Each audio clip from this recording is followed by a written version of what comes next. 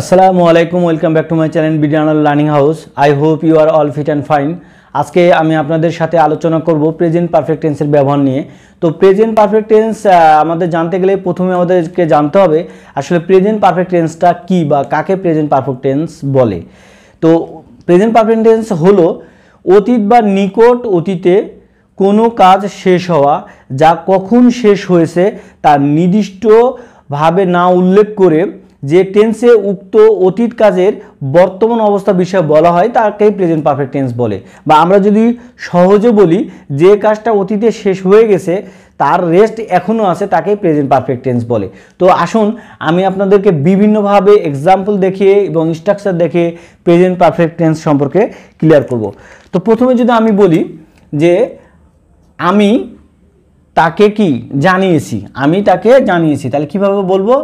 I have informed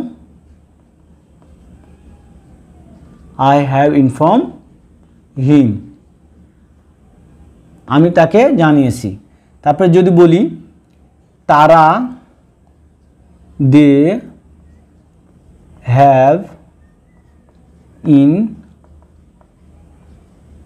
informed me, he has informed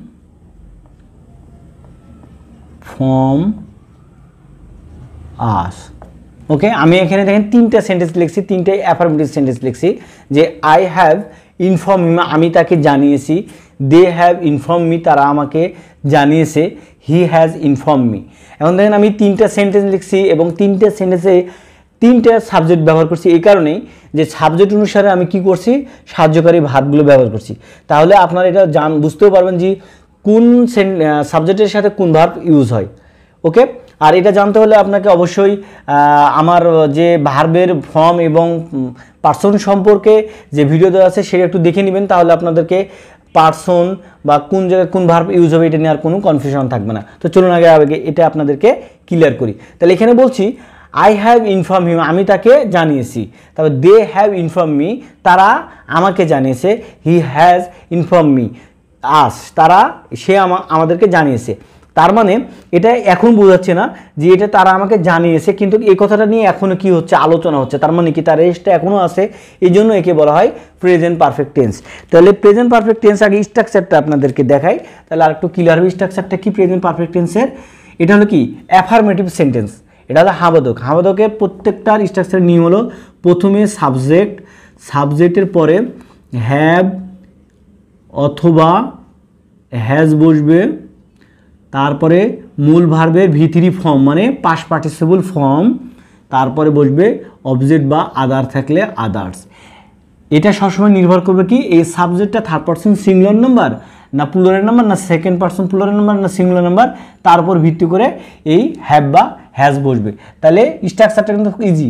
সাবজেক্টের উপরে have বা হ্যাজ, তারপর মূল ভার্বে ভি3 ফর্ম, এই যে মূল ভার্বগুলোতে ভি3 ফর্ম আছে, তারপর অবজেক্ট। এখন আসেন আমি আপনাদেরকে কয়েকটা এটারই এক্সাম্পল বলি। যে এখানে আমি বলছি আই হ্যাভ ইনফর্ম হিম, আমি যদি এখানে সাবজেক্টটা সেম রেখে ভার্বটা চেঞ্জ করি তাহলে কি আমার অন্য একটা সেন্টেন্স মেকে হবে।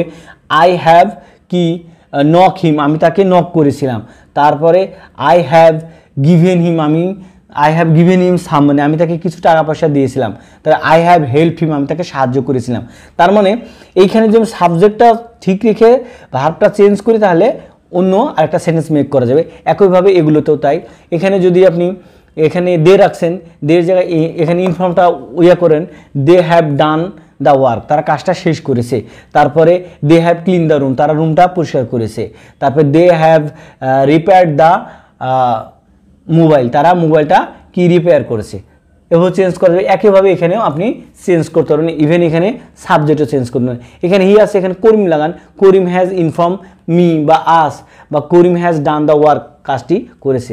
এইভাবে আপনি ভার্ব বা সাবজেক্ট চেঞ্জ করে আলাদা সেন্টেন্স মেক করতে পারবেন। এখন দেখেন আমি এই অ্যাফার্মেটিভ যে সেন্টেন্সগুলো এখানে আছে, এই সেন্টেন্সটাকে যদি আমি ইন্টারোগেটিভ করতে চাই, যদি প্রশ্ন করতে চাই যে তাহলে আমি কিভাবে এটা ইন্টারোগেটিভ সেন্টেন্স করতে পারবো। দেখেন এখানে বলতেছি আই হ্যাভ ইনফর্ম হিম, আমি তাকে কি জানিয়েছি। তাহলে আমি যদি প্রশ্ন করি যে তুমি কি ইনফর্ম করেছো, মানে এটা আমি অ্যান্সার দিই আই হ্যাভ ইনফর্ম। এখানে যদি বলি তুমি কি তাকে জানিয়েছো, তাহলে কীভাবে হবে, হ্যাভ ইউ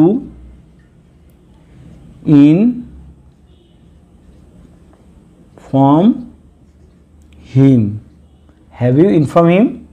আগে দেখেন 3টা সেন্টেন্স লিখিনি, তারপর আপনাদেরকে বোঝাচ্ছি।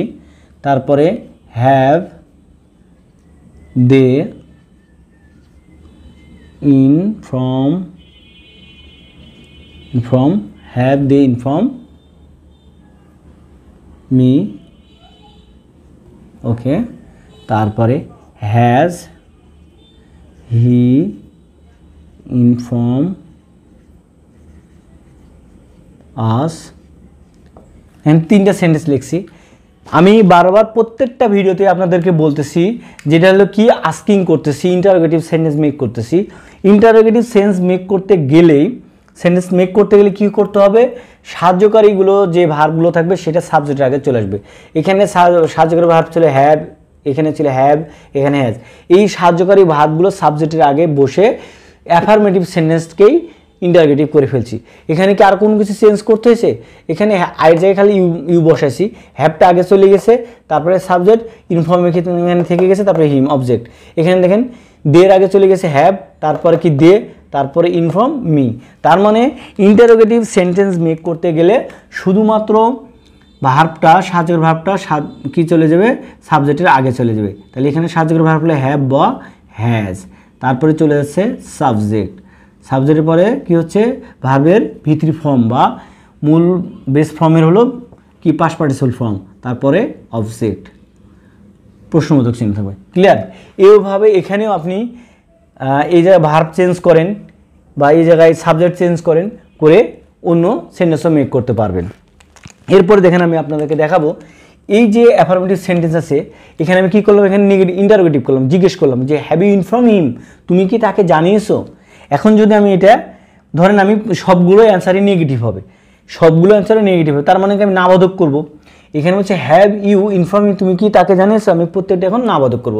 তাহলে নাবাদক করতে গেলে শুধুমাত্র যে অ্যাফার্মেটিভ সেন্টেন্সটা লিখলাম সেমভাবে যে হ্যাভ ইউ ইনফর্ম হিম, তখন হয়তো বলছি না আমি তাকে জানাইনি, তাহলে I have not inform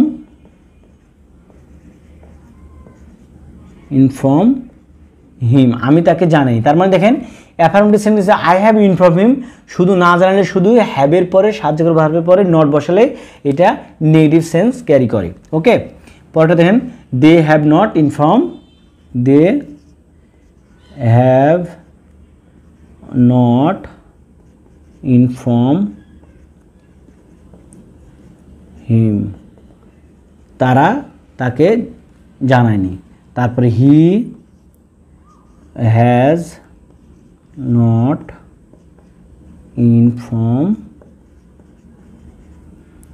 inform us, সে আমাদেরকে জানায়নি।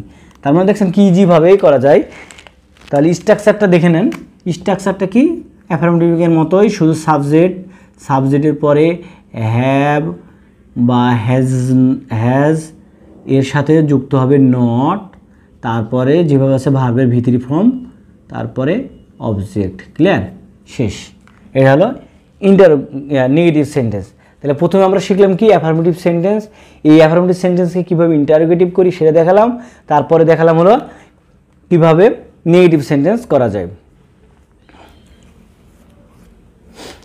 তো চলুন এখন আমি যদি এই যে ইন্টারোগেটিভ সেন্টেন্সটা করছি, এই সেন্টেন্সটা যদি আমি নেগেটিভ করে দেখাতে চাই, তাহলে আমরা কিভাবে নেগেটিভ করব, এই ইন্টারোগেটিভ সেন্টেন্সকে নেগেটিভ করব। তার মানে কী হবে তখন ইন্টারোগেটিভ নেগেটিভ সেন্টেন্স কীভাবে, এখানে বলছি হ্যাভ ইউ ইনফর্ম, তুমি কি তাকে জানিয়েছো। এই জিনিসটা যদি আমি একটু জোর দিয়ে বোঝাতে চাই, তুমি কি তাকে জানাওনি, মানে আমি তোমাকে বলেছিলাম তাকে জানাইতে, তো তুমি সেটা কি জানাওনি। এই ধরনের কথাবার্তা বলতে আমরা কি হচ্ছে ইন্টারোগেটিভ নেগেটিভ সেন্টেন্স ব্যবহার করি। তাহলে কীভাবে করব, have you not inform him, তুমি কি তাকে জানাওনি। তাহলে কীভাবে হলো দেখেন, এখানে সবই ঠিক আছে, শুধু সাবজেক্টের পরে নট বসায় দিতে হয়েছে। কী করতেছে? সাবজেক্টের পরে নট, তাহলে ইন্টারোগেটিভ নেগেটিভ সেন্টেন্স হয়ে গেছে। ইন্টারোগেটিভ যদি হতো তাহলে আমি কী করতাম? এখানেই নট থাকতাম, তাহলে হ্যাভ ইউ ইনফর্ম হিম, তুমি কি তাকে জানিয়েছো? আর যখন বলো তুমি কি তাকে জানাওনি, তোমাকে যে বলছিলাম তুমি তাকে জানাওনি, তাহলে have you not inform him. তাহলে আমি যদি সেকেন্ড সেন্টেন্সটা লিখি যে তারা কি আমাকে জানায়নি, তাহলে হ্যাভ দে নট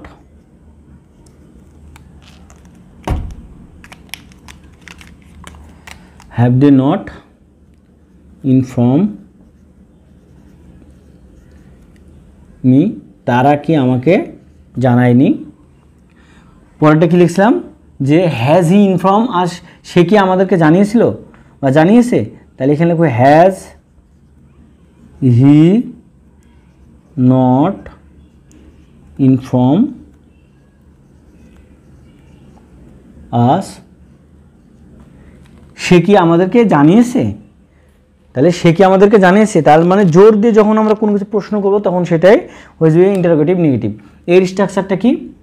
এর স্ট্রাকচারটা হচ্ছে ইন্টারোগেটিভ নেগেটিভ হচ্ছে এটার মতো, শুধু কি হচ্ছে হ্যাভ বা হ্যাজ আসতেছে, তারপরে আসতেছে সাবজেক্ট, সাবজেক্টের পরে এখানে কি ভি3 ফর্ম হয়েছিল, আর যেহেতু নেগেটিভ হয়ে গেছে এই জন্য হচ্ছে নট, প্লাস ভার্বের ভি3 ফর্ম, যদি অবজেক্ট থাকে তাহলে অবজেক্ট, প্লাস আদার্স থাকলে আদার থাকবে, তারপরে প্রশ্নবোধক। ক্লিয়ার?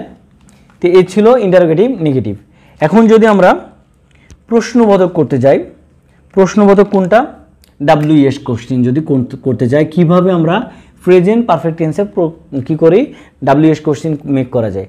আমি প্রতিটা ভিডিওতে বারবার বলতেছি যে যেই বিষয়ে আমরা জানি কিন্তু আমাদের কিছুটা কি ডাউট আছে, কনফিউশন আছে, সেই ক্ষেত্রে আমরা সাহায্যকারী ভার্ব দিয়ে কি প্রশ্ন করে থাকি। যে দেখেন আমি যে বলতেছি হ্যাভ ইউ ইনফর্ম হিম, তুমি কি তাকে জানিয়েছো, তার মানে তাকে একটা দায়িত্ব দেওয়া হয়েছিল তাকে ইনফর্ম করার জন্য, এটা আমি জানি, কিন্তু আমি তাকে জিজ্ঞেস করছি তুমি কি তাকে ইনফর্ম করছো, মানে কনফার্ম হওয়ার জন্য যে তুমি কি তাকে জানিয়েছো, তার মানে আমি বিষয়টা জানি বলে আমি তাকে তো এই জিজ্ঞাসাটা করতেছি। কিন্তু যখন WH কোশ্চেন করব তখন আমি এটা আমি জানি না যে আমি কাকে ইনফর্ম করতে বলেছি বা আমি ইনফর্ম করতে বলেছিলাম, মানে এটা কোনো নিশ্চয়তা নেই। তাহলে কীভাবে দেখেন, আমি যদি বলি তুমি কাকে জানিয়েছো, আমি আসলে জানি না সে কাকে জানিয়েছে, তখন আমি জিজ্ঞেস করছি হু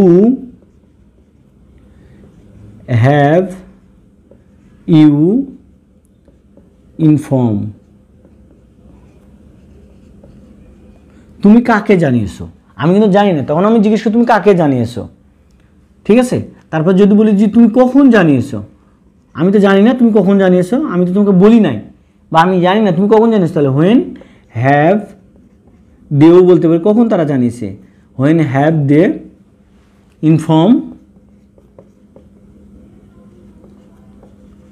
ইনফর্ম হিম লাগাই দিতে পারি, যে কখন তারা তাকে জানিয়েছে, কখন তারা তাকে জানিয়েছে, আমি তো কেউ জানি না, তো তখন এটা বলি। তো এইভাবে আমরা WH কোশ্চেন করতে পারি। তাহলে এর স্ট্রাকচারটা দেখে নেন, এর স্ট্রাকচারটা এর মতোই, প্রথমে আসবে WH কোশ্চেন যেহেতু করছি, তাহলে WH কোশ্চেন সংক্ষেপে WH লিখছি, তারপরে সাবজেক্ট অনুসারে হ্যাভ বা হ্যাজ, তারপর কি আসবে সাবজেক্ট, ওকে, তারপর আসবে ভার্বের ভি3 ফর্ম, তারপরে অবজেক্ট, WH কোশ্চেন। ওকে, তাহলে এইভাবে আপনার WH কোশ্চেন হয়। তবে দেখেন আমি আরেকবার রিক্যাপ করে দিই, যখন অ্যাফার্মেটিভ সেন্টেন্স করব তখন হবে প্রথমে সাবজেক্ট, সাবজেক্টের পরে সাবজেক্ট অনুসারে হ্যাভ বা হ্যাজ বসবে, তারপরে মূল ভার্ব যেটা থাকবে মূল ভার্বের ভি3 ফর্ম হবে, মানে পাস্ট পার্টিসিপল ফর্ম হবে, তারপরে যদি অবজেক্ট বা আদার্স কোনো ওয়ার্ড থাকে সেটা বসবে। এটা হলো অ্যাফার্মেটিভ সেন্টেন্স। তারপরে যদি আমরা অ্যাফার্মেটিভ সেন্টেন্সকে ইন্টারোগেটিভ সেন্টেন্স করি সেক্ষেত্রে কী হবে, ইন্টারোগেটিভ মানেই সাহায্যকারী ভার্বগুলো সাবজেক্টের আগে আসবে, আর এখানে সাহায্যকারী ভার্ব হলো হ্যাভ বা হ্যাজ, এই জন্য আগে আসছে, তারপরে সাবজেক্ট, সাবজেক্টের পরে ভার্বের মূল ভার্বে কী হবে ভি3 ফর্মে থাকবে, তারপরে অবজেক্ট। এখন যদি আমরা এটাকে অ্যাফার্মেটিভ সেন্টেন্সকে কী করি নেগেটিভ করি, সেক্ষেত্রে কী হবে সাবজেক্টের পরে হ্যাভ বা হ্যাজ, তারপরে নট, আর মূল ভার্বের ভি3 ফর্ম তারপরে অবজেক্ট।